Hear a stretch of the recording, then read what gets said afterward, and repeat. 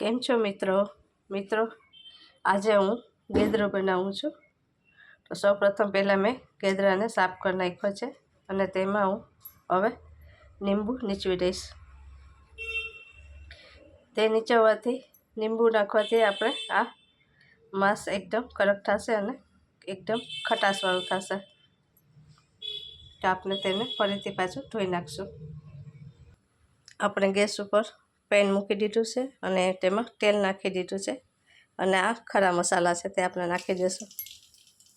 ખરા મસાલો થઈ જાય પછી આ લસણની નાની નાની કટકી કરી છે અને ડુંગળીને ફ્રાય કરી લેવાનું। પહેલાં લસણ નાખશું। હવે આપણે તેમાં આ ડુંગળી નાખી દઈશું અને તેને ધીમે આંચ ઉપર તેને ફ્રાય કરવાનું।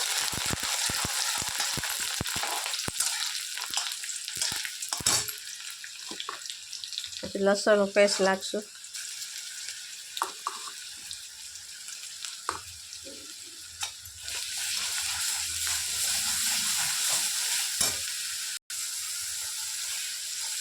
લસણનું પેસ્ટ ફ્રાય થઈ ગયું છે એટલે તેમાં આપણે હવે 4 ચમચી ધાણા પાવડર નાખશું અને 2 ચમચી આપણે મરચું પાવડર, થોડી હળદર,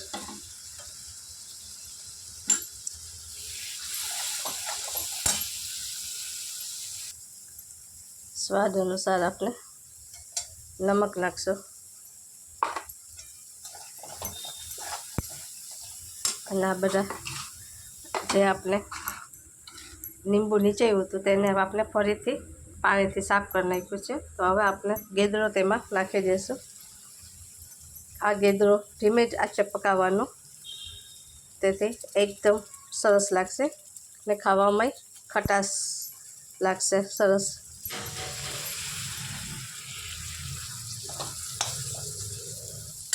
હવે આપણે તેને ઢાંકી દઈશું।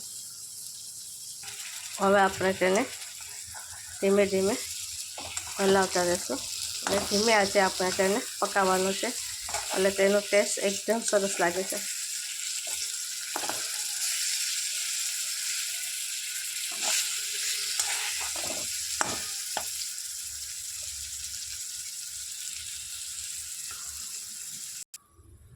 હવે આપણે ફિશ સરસ ફ્રાય થઈ ગઈ છે અને સરસ બની ગઈ છે।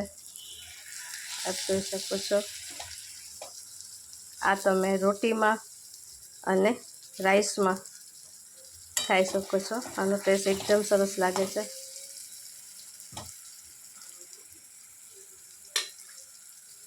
તો આ મારો વિડીયો કેવો લાગ્યો તમને લાઈક કરજો, શેર કરજો અને સબસ્ક્રાઈબ કરજો।